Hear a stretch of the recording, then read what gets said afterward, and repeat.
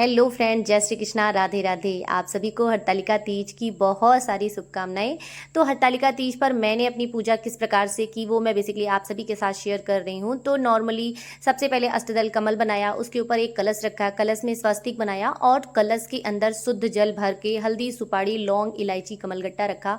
उसके ऊपर एक पूर्ण पात्र रखा और फिर एक दीपक रखा। फिर कलश की पूजन किया, मतलब उस पर आचमन स्नान कराया और फिर वस्त्र रूपी कलावा अर्पित किया और फिर दीपक प्रज्वलित किया। उसके बाद गणपति जी का भी पंचामृत अभिषेक कराया। नॉर्मली पहले जल से, फिर पंचामृत से, फिर से जल से अभिषेक कराया। फिर भगवान जी को जनेऊ अर्पित किए, पुष्प अर्पित किए। किसी भी पूजा में सबसे पहले जो है गणपति जी की पूजा की जाती है। फिर उन्हें चंदन अर्पित किया, माता को सिंदूर अर्पित किया और गणपति जी को थोड़े से अक्षत, दुर्वा, पुष्प जो भी आपके पास है वो सारी चीज़ें मतलब अवेलेबल है वो आप अर्पित करिए। फिर मेरे पास जो विग्रह है शिव जी का, उनका भी मैंने स्नान कराया। पहले सबसे पहले नॉर्मल गंगा जल युक्त जल से स्नान कराया, फिर शुद्ध जल से शुद्ध जल से तो मतलब गंगा जल युक्त जल से स्नान कराया। फिर उसके बाद पंचामृत अभिषेक कराया। आप चाहें तो एक एक करके अलग अलग करके पंचामृत अभिषेक करा सकते हैं। मैंने सारी चीज़ें मिक्स करके एक बार में ही पंचामृत अभिषेक कराया और फिर उसके बाद नॉर्मल जल से खूब अच्छे से स्नान करा दिया। मतलब कि जितना भी जो है दही वगैरह का पार्ट अगर भगवान जी पर लगा है तो वो सारी चीज़ें अच्छे से आप रगड़ के वॉश कर दीजिए, धुल दीजिए। कहते हैं शिव जी पर कोई चीज़ें मतलब बची नहीं रहनी चाहिए, तो अच्छे से जो है आप उसे साफ कर दें। फिर उसके बाद भगवान जी को सफ़ेद चंदन, माता को रोली और बाकी सब जो है सभी विग्रह को अष्टगंध आदि अर्पित किया। फिर जो है भोले बाबा को सफ़ेद जनेऊ अर्पित किया। कार्तिकेय जी को और गणेश जी को पीला जनेऊ अर्पित किया। फिर पुष्प अर्पित किया और वस्त्र रूपी कलावा अर्पित किया। खूब सारे पुष्प जो भी मिल जाएं आप अच्छे से करें। फिर उसके बाद बेल की पत्ती और भांग की पत्ती, धतूरे की पत्ती और दुर्वा।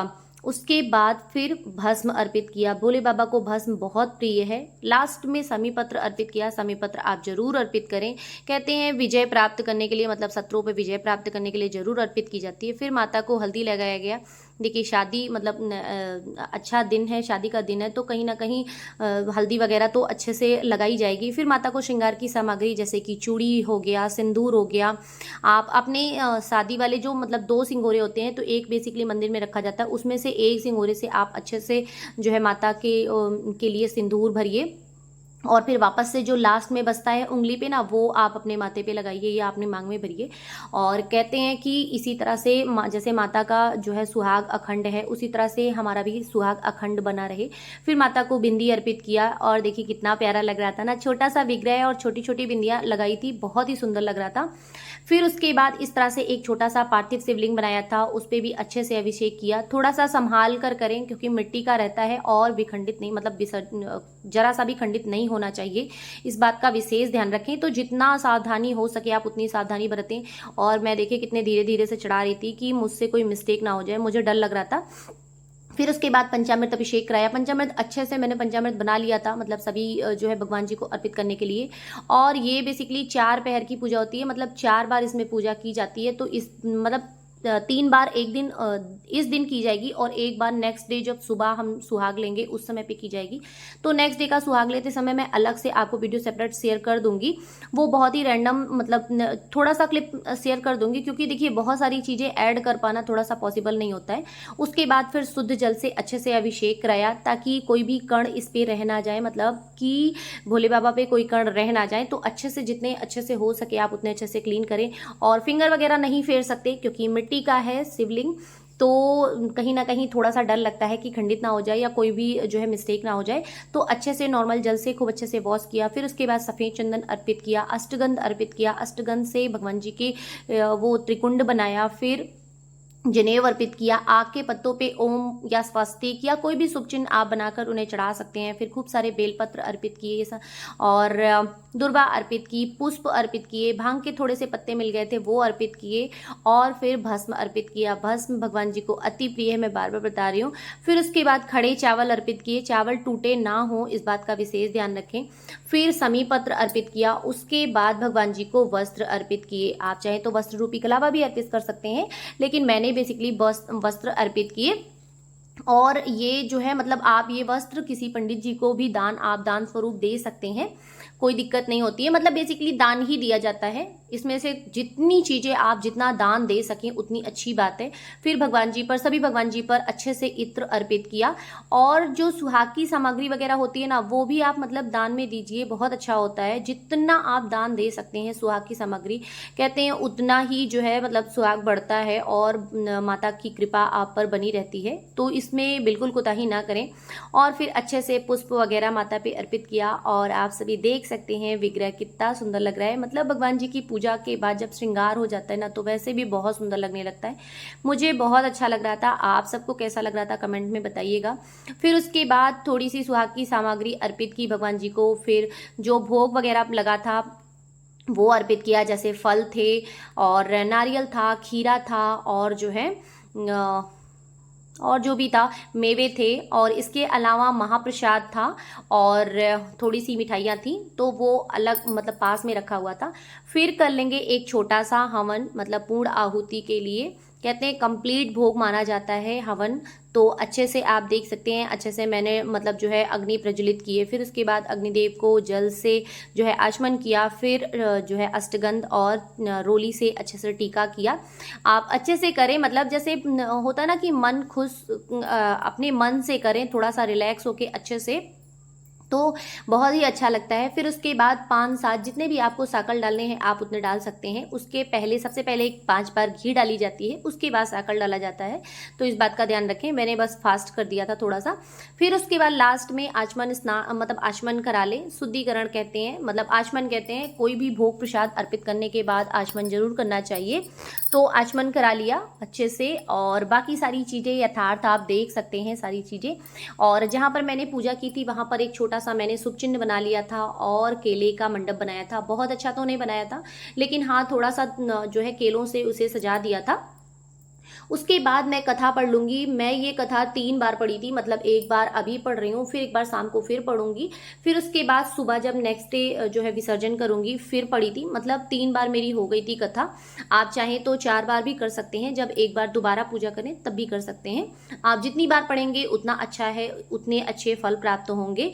और कथा सुनना या सुनाना बहुत ही अच्छा माना जाता है और बहुत ही शुभ माना जाता है। अगर आप व्रत वगैरह नहीं भी हैं तो भी आपको ये कथा अवश्य सुननी चाहिए। हाथ में थोड़े से अक्षत और पुष्प लेके, कोई जो व्रत है आप उनके पास बैठकर जो है उनकी पूजा के स्थान पे बैठ के आप जो है ये कथा सुनिए, पूजा अर्चना में उनका सहयोग करिए और पूजा अर्चना करिए, बहुत अच्छा होता है।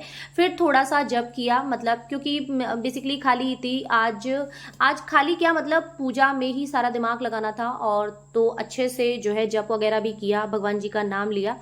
फिर लास्ट में कपूर आरती की अच्छे से। मतलब कपूर आरती अवश्य करनी चाहिए। मैं हर वीडियो में बोलती हूँ कि कपूर आरती जरूर करनी चाहिए, इससे घर की निगेटिविटी भी दूर होती है। मतलब अगर आप धार्मिक दृष्टिकोण से देखें तो बहुत अच्छी बात है। इसके अलावा जो है साइंस की नज़र से, मतलब साइंस की दृष्टिकोण से भी कपूर आरती बहुत अच्छी होती है, घर में निगेटिविटी दूर होती है। इसके जो धुएं निकलते हैं ना, उससे जो निगेटिव एनर्जी होती है या जो कीटाणु होते हैं वो मरते हैं। तो इसलिए कपूर आरती अवश्य करनी चाहिए। हो सके तो आप अपने पूरे घर में दिखाएं कपूर आरती, यदि पॉसिबल हो तो। नहीं तो पूजा के स्थान पे तो अवश्य करें, बहुत ही शुभ माना जाता है, बहुत ही अच्छा माना जाता है। और बाकी ये देख सकते हैं मैंने पहनी थी येलो कलर की साड़ी। ये साड़ी मतलब नॉर्मल पुरानी ही है, इस बार नया कुछ नहीं करना था, आप सभी को पता है। तो वैसे भी मैं साड़ियाँ बहुत ज़्यादा पहनती नहीं हूँ, तो इसलिए मेरा दिमाग बहुत ज़्यादा साड़ियों में रहता नहीं है। और मैं अपने घर पे ऐसा कोई जो है विधान नहीं बनाई हूँ कि मुझे नया ही पहनना है या मुझे ज़बरदस्ती मुझे गिफ्ट के रूप में साड़ी खरीदनी ही खरीदनी है। मेरे पास जो रहती है मैं नॉर्मल उसी से पूजा करती हूँ। मतलब मैं साड़ियों में बहुत ज़्यादा अपना दिमाग नहीं लगाती हूँ, तो इसलिए मैं मेरे पास जो रहता है मैं उसे रिपीट करती हूँ। और कपड़े वपड़े रिपीट करने चाहिए, देखिए इतने सारे ले लेके आप रख के करेंगे क्या, ये भी होता है। तो बहुत ज़्यादा मेरे हिसाब से बहुत ज़्यादा भर भर के रखने का कोई मतलब नहीं होता है अगर पहनना नहीं है तो। फिर उसके बाद आरती वगैरह करने के बाद फिर आचमन किया, मतलब शुद्धिकरण किया। जैसा कि आरती भी एक प्रकार का भोग माना जाता है, तो उसको भी दिखाने के बाद आचमन किया। और इस बार मैंने पूरा कंप्लीट अच्छे से आचमन किया, क्योंकि सारे भोग प्रसाद अब ऑलमोस्ट चढ़ चुके हैं। और कंप्लीट व्यू आप देख सकते हैं कैसा लग रहा है। मंदिर की पूजा वगैरह यथार्थ हो चुकी थी, मतलब जो भी विग्रह वगैरह का स्नान और बाकी सारी पूजा जो भी जैसे होती हैं वो सारी चीज़ें हो चुकी थी। इधर मैंने छोटी वाली जो लाइन से लगी हुई है ये थोड़ी सी उर्ली वगैरह मैंने भर दी थी, और उर्ली वगैरह है मेरे पास और थोड़े बहुत फूल भी थे तो अच्छे से मैंने भर दिया था। थोड़ा सा डेकोरेट लग रहा था और अच्छा लग रहा था। नेक्स्ट टाइम मैं और अच्छे से डेकोरेट करने की कोशिश करूंगी। इस बार ऐसा कुछ विशेष नहीं था और बहुत ही सिंपल तरीके से हम लोगों को करना भी था कि मतलब पूजा एक नॉर्मल पूजा करनी थी। और देखिए अपने अपने घर का चलन होता है, अब लोग कहेंगे ऐसा कुछ नहीं होता है, तो मेरे यहाँ का ये चलन है, मैं अपने घर के चलन को फॉलो कर रही हूँ, तो इसलिए आप अपने हिसाब से सेट कर सकते हैं या अपने हिसाब से इस चीज़ को फॉलो कर सकते हैं। अगर आपके घर में ये सारी चीज़ें मानने नहीं जाती हैं तो आप मत मानिए, बट मेरे यहाँ मानी जाती हैं तो थोड़ा सा मुझे अपने कल्चर को भी फॉलो करना पड़ता है। तो इसलिए मैं बहुत ज़्यादा मतलब उसको शो ऑफ के रूप में नहीं कर रही हूँ, थोड़ा सा सिंपल तरीके से जैसा भी होता है वैसे कर रही हूँ। और महाप्रसाद और भोग वगैरह आप देख सकते हैं, कंप्लीट व्यू है और मुझे तो बहुत प्यारा लग रहा है। आप सबको कैसा लग रहा है कमेंट में जरूर बताइएगा। आप सबके प्यारे कमेंट्स का मुझे इंतजार रहता है। देखिए आप लोग कमेंट करते हैं तो मुझे बहुत अच्छा लगता है। फिर उसके बाद ये हो गई शाम की पूजा, मतलब संध्या आरती के समय नॉर्मली मंदिर में संध्या आरती वगैरह हो गई थी और फिर मैं बैठ गई थी कथा करने। जैसा कि मैंने आपको बताया कि ये कथा मैंने बेसिकली 3 बार पढ़ी थी, तो ये शाम को फिर वापस जो है कथा, और इसके पहले बीच में एक बार और पूजा हुई थी उसको मैंने ऐड नहीं किया है इसमें। और ये शाम को मतलब संध्या आरती के समय की है, तो संध्या आरती के समय फिर मैंने पूरा पाठ किया था। जो मैंने सुबह पढ़ा था फिर वो मैं शाम को भी फिर से पढ़ी थी। और ये पूजा प्रदोष काल में ज़्यादा विशेष करके की जाती है, लेकिन मुहूर्त के हिसाब से सुबह का समय था तो मैंने एक बार सुबह पूजा कर ली। उसके बाद फिर प्रदोष काल में फिर से मैंने पूरी प्रोसेस अच्छे से मतलब जो है भगवान जी को थोड़ा सा एक एक चम्मच करके पंचामृत अभिषेक कराया, फिर शुद्ध जल से 1 चम्मच अभिषेक कराया। फिर उसके बाद जो भी मेरे पास जो बचे हुए थे बेलपत्र वगैरह वो मैंने अर्पित किए, फिर पाठ किया और उसके बाद जो है अच्छे से आरती की। मतलब ये प्रोसेस अगर आप सुबह कर रहे हैं तो फिर शाम को भी ये चीज़ करें, नहीं तो आप शाम को कर रहे हैं पूजा तो बहुत अच्छी बात है, लेकिन मैंने सुबह किया था इसलिए मैंने मुझे अच्छे से 2 बार दोबारा किया। और वैसे 4 बार मतलब 4 बार ये पूजा की ही जाती है तो इसलिए आप 4 बार करें। फिर उसके बाद रात्रि में जागरण करते हैं बहुत सारे लोग, नहीं जागरण कर सकते तो एटलीस्ट 12 बजे तक आप जगें, कम से कम 12 बजे तक आप अपने दीपक का ध्यान रखें। अखंड जोत है तो अखंड जलनी चाहिए जब तक आपकी पूजा संपन्न ना हो जाए। तो पूजा संपन्न तो मॉर्निंग में होगी, क्योंकि मॉर्निंग में जब सुहाग लिया जाएगा उसके बाद ही आप जो है विसर्जन करेंगे, उसके बाद ही आप कोई अन्न जल ग्रहण कर सकते हैं। तो इसलिए इस बात का विशेष ध्यान रखें कि सुबह तक कोशिश करें कि आपका अखंड ज्योत जरूर जले। इसीलिए रात्रि जागरण का विशेष महत्व होता है, रात में नहीं सोना चाहिए। और मैं 12-1 बजे तक करीब जगी थी, क्योंकि इसके बाद जग पाना मेरे लिए थोड़ा सा पॉसिबल नहीं था, तो उसके बाद मैं सो गई थी।